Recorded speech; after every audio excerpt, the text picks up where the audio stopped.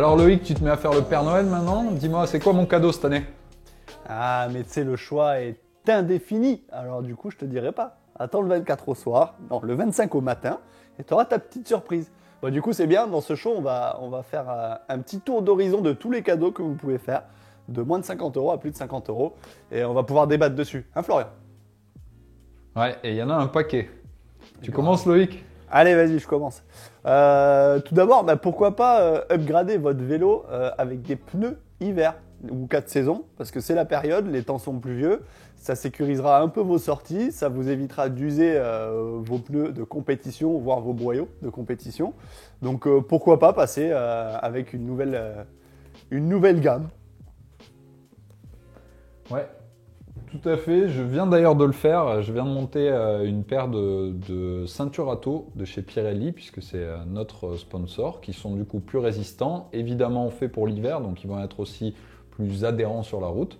Donc c'est bien pour à la fois pour la sécurité et puis aussi ça vous évite d'user vos pneus peut-être réservés à la course avec un meilleur rendement.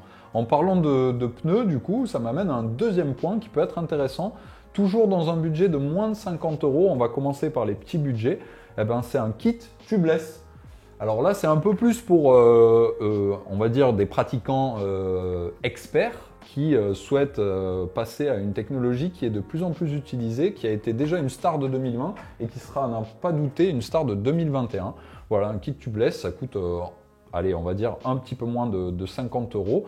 Et la plupart des pneus vendus sur le marché aujourd'hui sont adaptables en tubeless. Donc voilà, ça vous permettra de les monter. D'ailleurs, n'hésitez pas à nous dire en commentaire si vous souhaitez qu'on fasse un tuto pour vous montrer comment faire.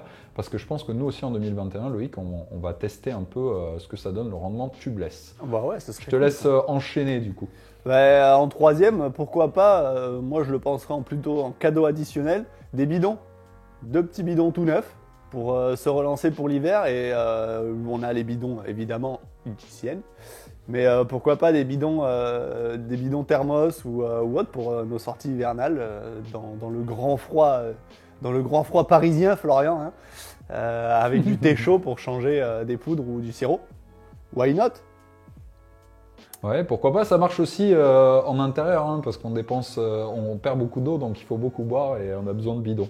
C'est une bonne idée pour les petits budgets. Je continue du coup, puisque tu m'as lancé sur les bidons de GCN, sur tout ce que vous pouvez trouver sur le shop GCN. Donc on vous mettra le lien en description.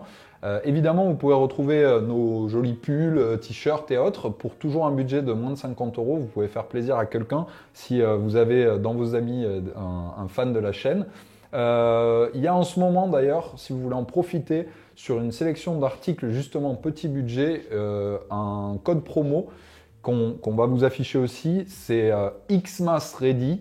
Donc vous tapez ce code promo et en fait sur une sélection, vous allez avoir sur 3 cadeaux moins 20% avec ce code. Donc sur l'achat de 3 articles dans le shop GCN, vous aurez moins 20% avec ce code.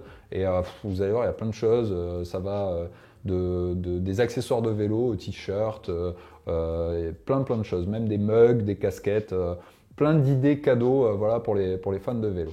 On continue dans la liste des cadeaux à moins de 50 euros. Du coup, Loïc, qu'est-ce que tu nous suggères? Je suggère à la limite un tapis pour home trainer. Ça vous évitera de faire des piscines à la maison. Quoique, si vous êtes triathlète, peut-être que ça vous arrange. Mais en soi, pourquoi pas. Souvent, ils sont un peu au-dessus de 50 euros, mais pas énormément. Mais c'est une idée cadeau. Franchement, pourquoi pas. Je sais pas ce que tu en penses, toi, Flo. On les a autour des 50 euros en théorie, certains un peu en dessous, certains un peu au-dessus, mais c'est vrai que si vous n'en avez pas, ça peut faire gagner du temps en nettoyage après les sessions. Une autre idée cadeau, toujours pareil, en fonction des marques, ça peut être en dessous du budget de 50 euros qu'on s'est fixé ou au-dessus, c'est pourquoi pas un feu, j'en ai un qui traîne par là quelque part, un feu arrière, voilà, hop, j'en ai un ici. Puis ça fait déco pour Noël aussi. Je vais pas l'allumer parce que sinon je vais pas arriver à l'éteindre. Voilà, c'est bien pour la sécurité. On sait qu'en hiver il y a moins de luminosité, donc c'est bien d'être encore plus vu qu'à l'accoutumée. Donc voilà, ça peut être un très très beau cadeau à offrir à un ami cycliste pour les fêtes. Oui, aussi. Mais à moins de 50, on peut déjà trouver, des pas feux mal. qui fonctionnent très bien. Et puis en dernier, Flo, pourquoi pas se faire une petite révision de notre Biclou chez son vélociste. Ouais. Donc c'est l'occasion, hein, l'hiver, voilà, on fait un changement de câble, petit changement de guidon, on le rééquipe, pourquoi pas on met des garde-boue, on fait un reset complet du vélo, comme ça on repart à neuf avant d'affronter les conditions. Oui, évidemment, forcément, si tu mets tous les accessoires dont tu as parlé, tu risques fort de dépasser les 50 € dans ta révision. Ouais. Mais on va dire déjà une révision simple chez son mécano préféré, c'est la période parfaite pour le faire et repartir après les fêtes avec un vélo comme neuf. Voilà. Donc ça fait une liste de pas mal de petits éléments sympas à moins de 50 € si vous voulez faire un petit cadeau à un amateur de vélo ou une amatrice d'ailleurs. Je vous propose de passer du coup à une liste de cadeaux au-delà des 50 €. On a essayé de rester raisonnable, hein. Évidemment il y a plein de choses, mais si vous avez un plus gros budget, je vous propose par exemple des choses qui sont assez tendance l'hiver. Pourquoi pas changer de selle. Voilà, vous voyez, j'y ai pensé tout simplement parce que nous, on a reçu nos nouvelles selles de chez Selle Italia sur lesquelles on va rouler en 2021. Et donc pour moi, ça va être l'occasion de repartir après les fêtes sur une selle toute neuve. Voilà, c'est un élément qui est assez sensible, un petit peu comme tous les points de contact qu'on peut avoir sur le vélo, hein, les pédales, la selle. Donc forcément, on essaie plutôt de le changer en hiver, à une période où on va être sur une phase de reprise plutôt qu'en plein milieu de la compétition. Donc si vous voulez faire plaisir et que vous avez une idée concrète de ce que votre ami attend, c'est un beau cadeau. Et souvent, la selle, c'est une des premières choses avec les cocottes qui touchent quand on tombe. Donc, en règle générale, on a toujours des selles avec des petites marques sur les côtés. Enfin, toi, Flo, tu tombes pas. Mais moi, avec toutes les luges que je me mets tout le temps, forcément.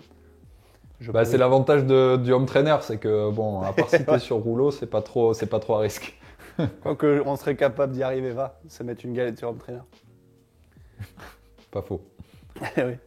Dis-nous Loïc, qu'est-ce que tu nous suggères en suivant? Et en suivant, pourquoi pas un nouveau compteur ou une montre connectée. C'est l'occasion. Ils sortent tellement de nouveautés là ces derniers temps. Pourquoi pas changer de marque? Pourquoi pas upgrader? Pourquoi pas passer à autre chose avec des GPS et tout ça?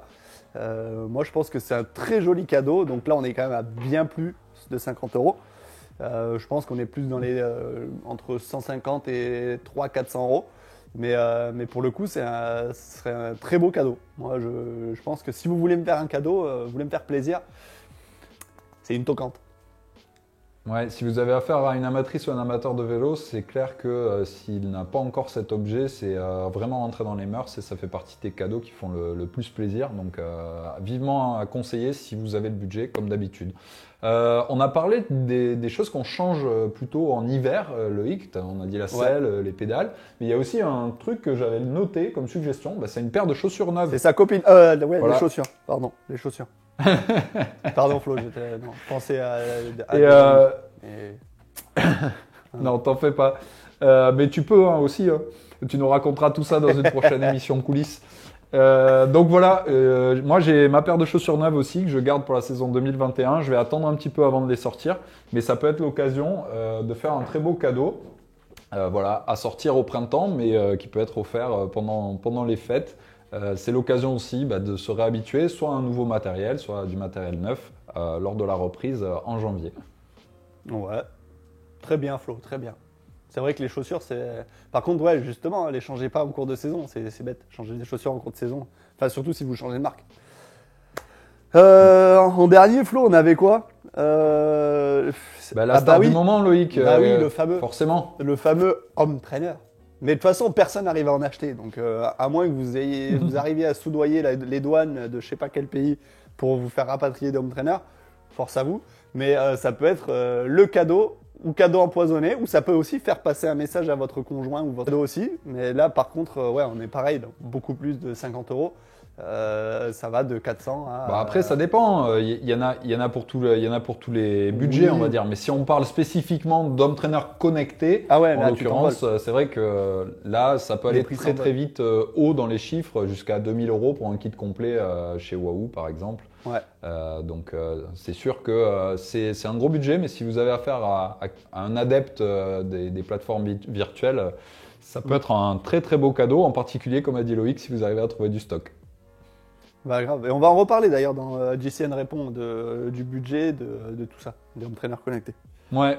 Et pour conclure, Loïc, sur une touche un peu moins onéreuse, je pense à ça, mais si vous avez quand même un adepte à la maison de ce cyclisme virtuel et qui a déjà son home trainer, un cadeau beaucoup moins cher mais qui peut faire tout autant plaisir, ça peut être de lui offrir un abonnement d'1 an, par exemple, à une plateforme virtuelle. On a testé récemment Zwift, BeCool, il y en a d'autres.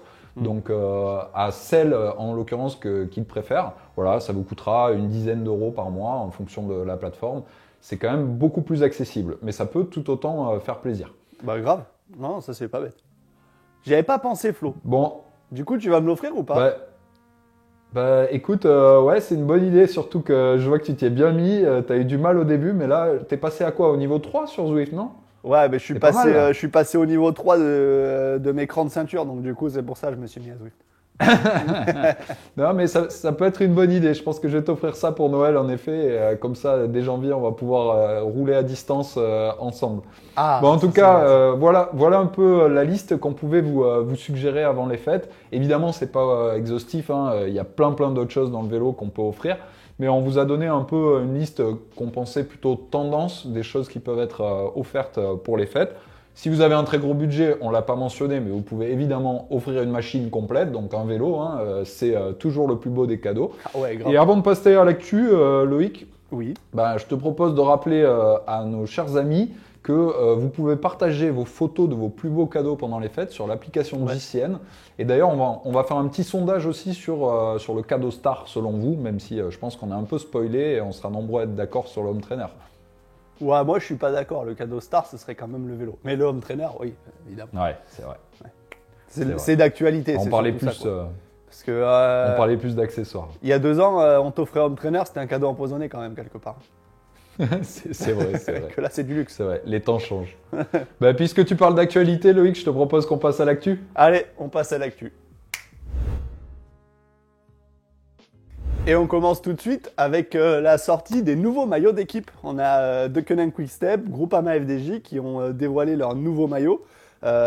Flo, tu nous as fait une petite remarque sur Sam Bennett.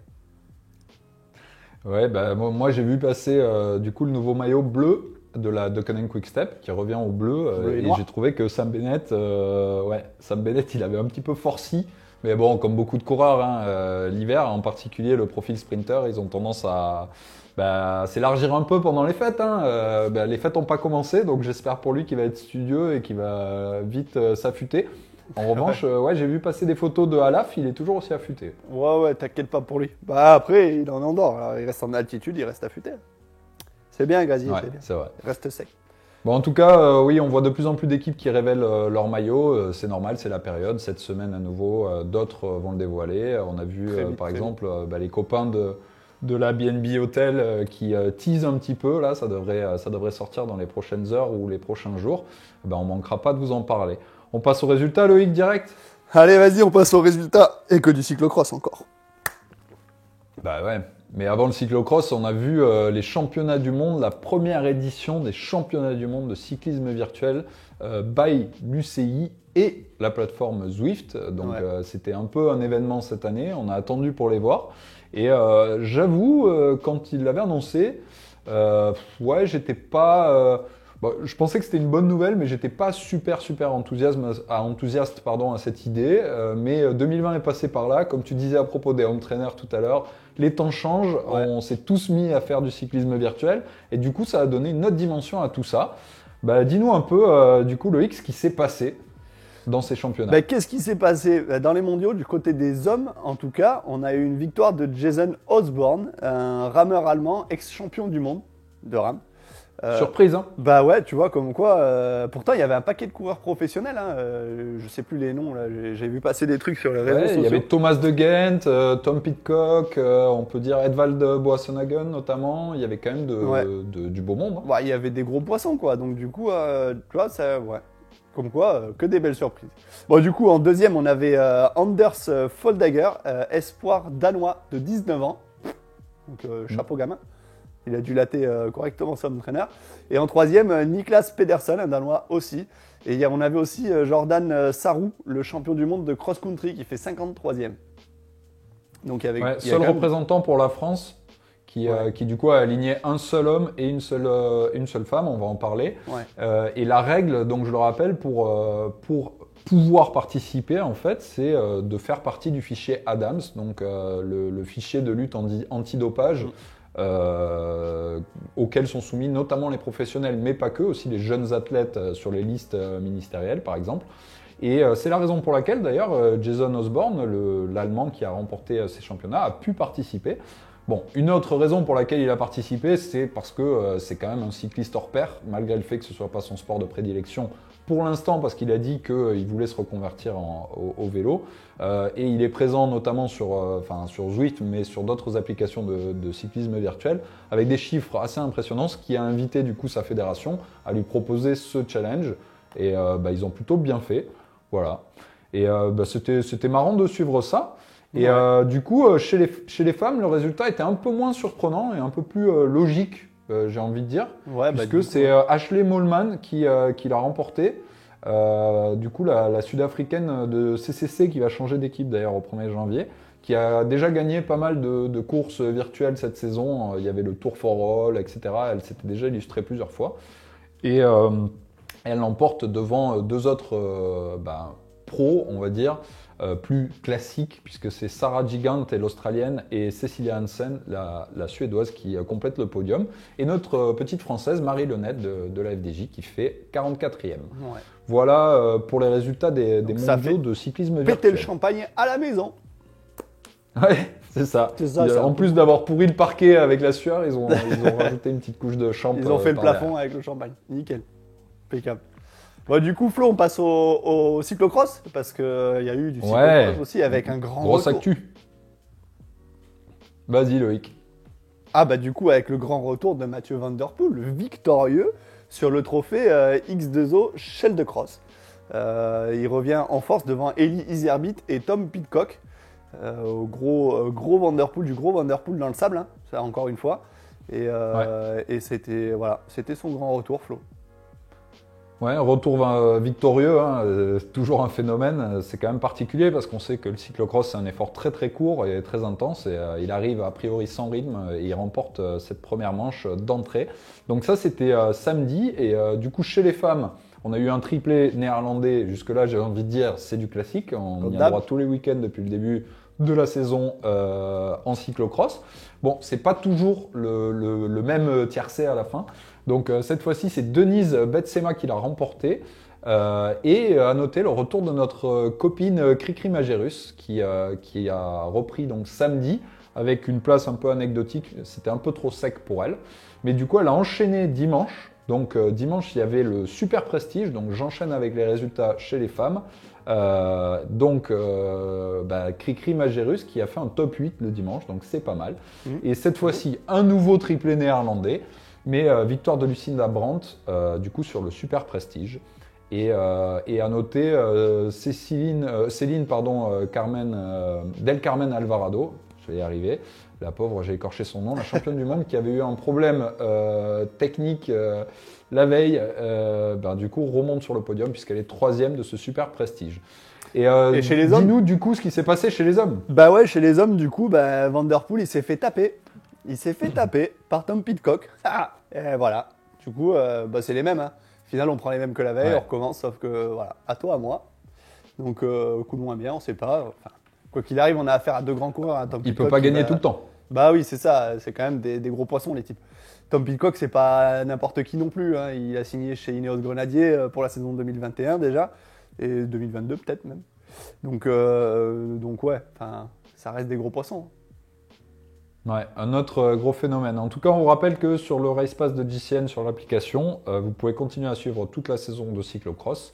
Et ça continue, hein, malgré les difficultés. On a encore d'épreuves à suivre dès ce week-end. Ouais. On passe au GCN Répond du coup? Ouais, allez. Allez, c'est parti.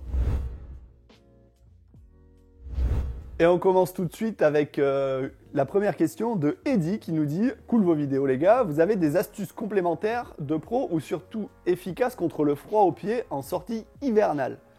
Alu journaux. Bah alors oui, déjà les journaux, pourquoi pas. Rajouter une petite feuille de journal sous son maillot. Ça, on le voit souvent chez les pros, ils l'utilisent lors des descentes quand il pleut ou qu'il fait froid, les descentes de col. Pour les pieds, pour les mains, il n'y a pas grandes astuces, hein. Bouge tes doigts, secoue-les. Pourquoi pas acheter des petites chaufferettes. C'est spécial montagne à mettre dans les poches en général pour les gens qui font de la randonnée ou qui font du ski.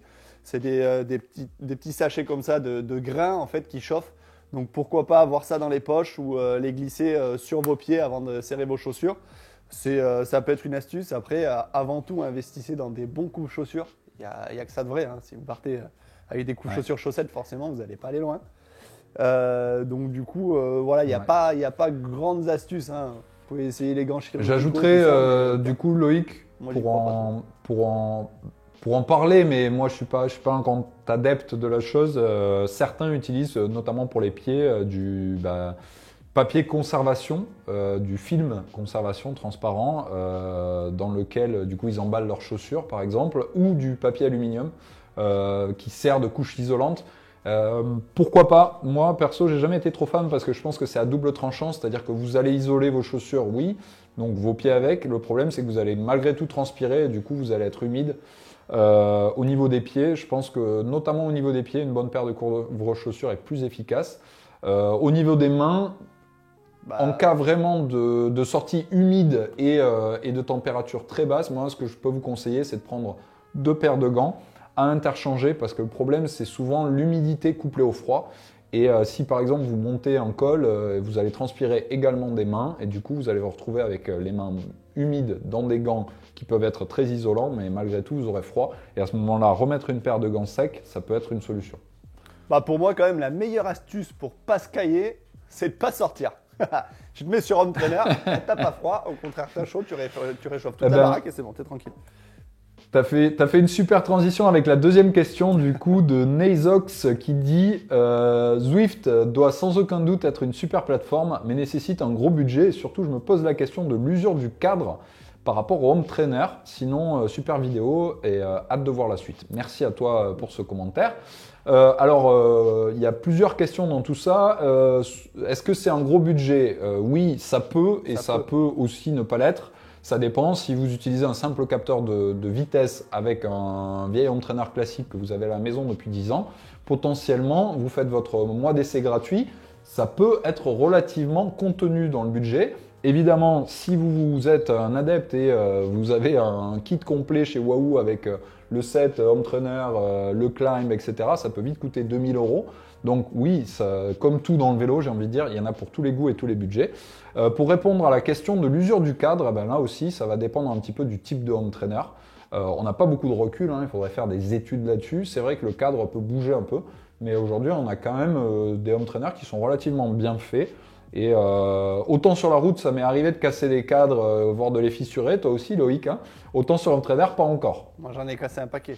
Ouais, sur home trainer on les casse pas, mais c'est vrai qu'on les use et c'était propre surtout à l'époque parce qu'il y avait une torsion qui était beaucoup plus forte dessus et c'est vrai que ça ramollit les cadres. On ne peut pas le nier, à long terme, ça va ramollir un cadre, mais c'est à long terme. En vrai, si vous faites du home trainer 2 fois par semaine, votre vélo dans 3 ans, oui, il commencera à ramollir, quoi. Mais bon, ce sera pas notable vraiment sur vos sensations. Donc abîmer, oui, mais c'est pas la folie. Vous n'allez pas le casser en 4 parce que vous avez roulé sur home trainer tous les jours pendant 2 mois, quoi. Enfin, c'est pas voilà. Mais la question méritait d'être soulevée, d'être soulignée. Ouais. J'enchaîne directement avec le dernier commentaire qu'on a sélectionné aujourd'hui, celui de Jérôme Guélin qui nous dit « À quand une séance de torture by le poteau Lolo ?» Alors Loïc, quand est-ce que tu nous fais cette petite séance de torture? Dis-nous. Alors, vous inquiétez pas. Cette semaine, il y a une vidéo sur la PPG qui va sortir, dans laquelle je vous ai glissé 2 séances de PPG où vous devriez vous faire mal, logiquement. Si vous le faites bien, vous vous faites mal. Sinon, Florian vous a filmé quelques séances, une ou deux séances. Il y a déjà une séance sur Home Trainer où il se met une grosse pluie. Et ensuite, voilà, c'est ce qu'on fait ni plus ni moins depuis quelques semaines. On fait pas mal de Zwift, tout ça. Mais si vous avez des suggestions, si vous voulez qu'on en fasse un peu plus ou différemment, ou qu'on organise des trucs via nos réseaux sociaux, parce que Florian l'a fait aussi déjà sur son compte Instagram, allez-y, laissez-nous des commentaires, n'hésitez pas à nous demander, pourquoi pas organiser des trucs en plus des vidéos qu'on va vous tourner.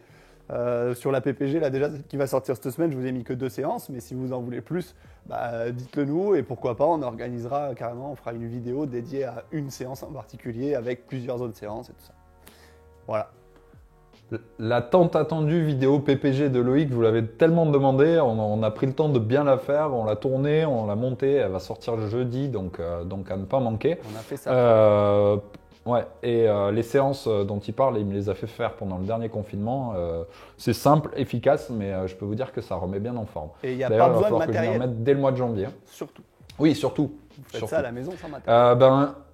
Loïc, on va conclure déjà ce DCM Show. Potoflo, t'as oublié Quoi? une question de Jérémy D. Enfin, c'est même pas une question, c'est une affirmation. Ah oui, c'est une suggestion. Eh ben oui, il a bien raison oui. d'ailleurs de le dire parce que vous êtes nombreux à nous le demander. C'est comment utiliser les kits GCN sur l'application Zwift. Vous pouvez avoir le kit maillot cuissard comme nous. C'est facile, c'est gratuit et en fait c'est un petit truc du jeu. En fait, lorsque vous roulez, vous appuyez sur la touche P. Ça va vous ouvrir une barre de code dans laquelle vous rentrez Go GCN tout attaché. Et en attendant de se retrouver mardi prochain, du coup, comme l'a dit Loïc cette semaine, il y a sa vidéo PPG comment rester en forme pendant les fêtes. Et surtout à pas manquer, on s'est mis une vraie plumée parce que vous êtes nombreux aussi à nous dire que vous avez envie de nous voir en chier sur Home Trainer. Là, on s'est mis une bonne plumée entre présentateurs GCN internationaux. Donc, on a fait notre championnat du monde GCN sur Zwift. Et voilà, sans trop spoiler, Loïc, on a été comment? Ah, faut pas spoiler.